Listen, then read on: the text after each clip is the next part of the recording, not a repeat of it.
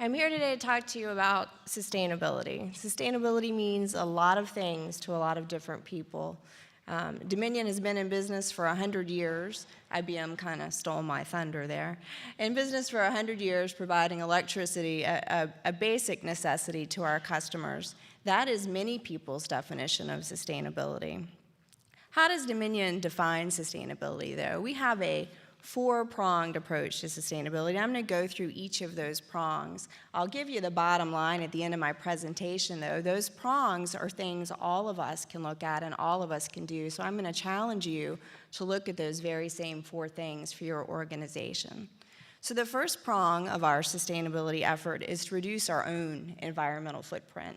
It's hard for us to go out and ask our customers to invest in energy efficiency programs or buy green power if we're not doing anything at our power plants to make our power plants more efficient. Second, it's investing in the technologies of tomorrow. We don't want to be the people making the trolley when the automotive vehicle comes onto the market. We don't want to be the people investing in the technologies of yesterday when you're all wanting to purchase the technologies of tomorrow. Third, it's providing green opportunities for our customers and our communities. It's not all about us being green, it's about us being green and helping all of you be green by offering green products to our customers. And finally, it's bringing your customers, your employees, your stakeholders, it's bringing everybody along with you as you make these changes, because if you don't bring everybody along with you, your sustainability efforts are not going to be sustained. So let me talk about the first one, reducing our own environmental footprint. Dominion has a diverse generation portfolio, nuclear, coal, renewables, natural gas, et cetera. Since 1998, we have reduced the sulfur dioxide, nitrogen oxide, and mercury emissions from our fleet by over 80%. By 2020, that number will be even larger. Those are our primary emissions, and they have gone down substantially. You might say, well, what about carbon? We have one of the lowest carbon intensities among our peer group. What that means is the amount of CO2 we produce per megawatt hour is lower than a number of our peers.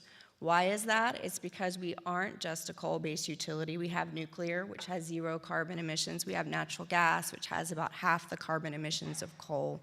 And we have renewable facilities. People keep looking up. I'm wondering if there's a slide there. Okay, just my name. All right. Making sure there's not somebody else's slides there. Over the past several years, we have announced that we're retiring 5 coal plants. It's a big decision for a company like Dominion that has historically had a big coal fleet. Those decisions are tough for our employees that work at those plants, tough for the local communities who depend on those plants as a tax base, but those decisions will ultimately be good for our environmental footprint. We have 2 lead buildings. We're building our 3rd lead building right now in Warren County, Virginia. And just a final example of something we're doing to reduce our own footprint, something you could do, is we did a lot of financial analysis of the cost of hybrid vehicles versus the cost of traditional vehicles, and learned that for our leased vehicle fleet, the cost differential was minimal as far as the initial upfront cost, and the cost of the fuel over time, of course, is better with a hybrid. So we have a 5-year cycle for all our leased vehicles, and as every single leased vehicle at Dominion comes off of its lease, it's getting replaced with a hybrid. It makes financial sense, it makes environmental sense. Investing in the technologies of tomorrow. This is the fun stuff, the sexy stuff that we like to talk about. Offshore wind, smart grid, renewables. It's one prong of our 4-prong strategy, but it is sort of the most fun. We have 2 large wind farms, one in Indiana, one in West Virginia. We have 4 hydro facilities, the largest of which are in North Carolina. Right here in Virginia, in Pittsylvania, Virginia, we have the largest biomass fired power plant in the United States. Beyond those sort of traditional renewables, and it's interesting, we've gotten to the point where you have traditional renewables and non-traditional renewables, but beyond the traditional renewables of wind and hydro and biomass, we are investing in looking at, seriously considering, working with our stakeholders and shareholders on additional renewable opportunities. I'm just going to give you 2 examples.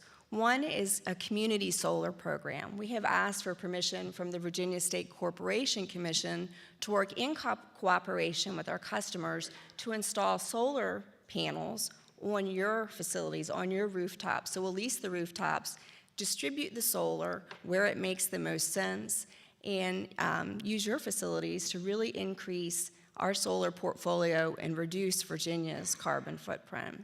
The second is offshore wind, and this is an incredibly exciting opportunity for Virginia because we have the world's greatest natural harbor right there off the coast of Virginia, and we have a premier maritime industry that's already built up there for shipbuilding and the naval, supporting the naval fleet. So we're very well positioned to have a large offshore wind resource in Virginia.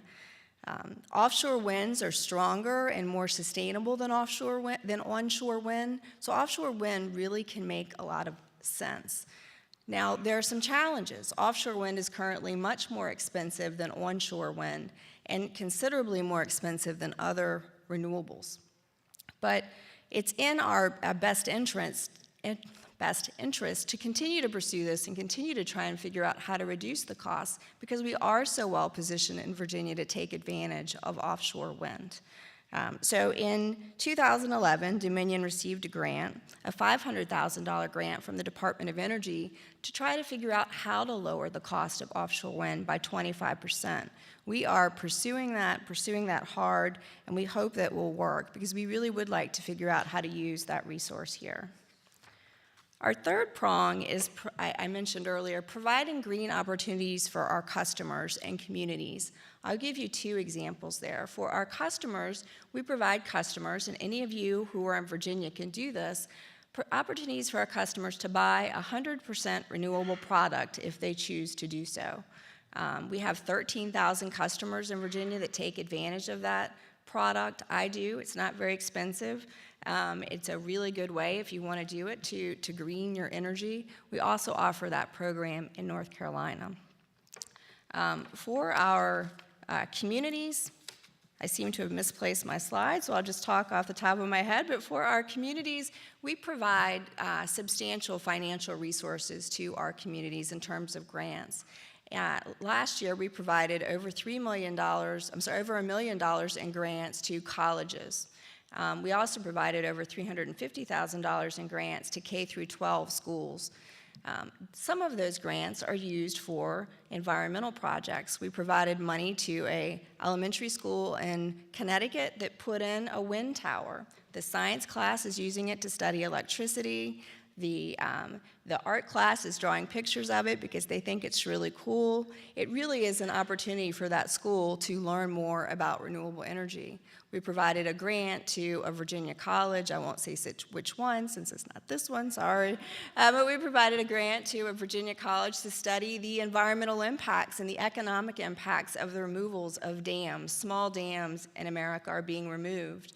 What are the pros and cons of that?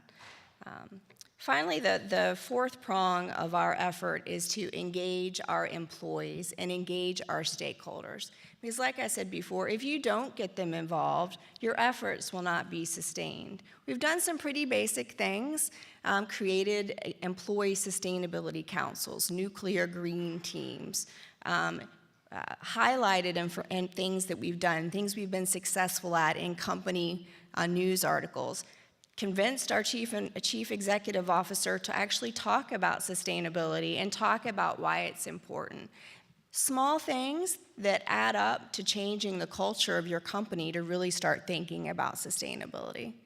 So just to close, I would challenge you to think about what you can do at your organization, whether it's a school or a city or a college or a nonprofit. What can you do to reduce your organization's environmental footprint? What can you do to invest in the technologies, the best management practices, the policies of tomorrow to make sure that you're not left behind? What can you do to engage your communities and your stakeholders and your employees and make sure that they come along with you on that sustainability journey? It's really important you bring everybody along so that they will sustain what you created. I think that's it. Thank you.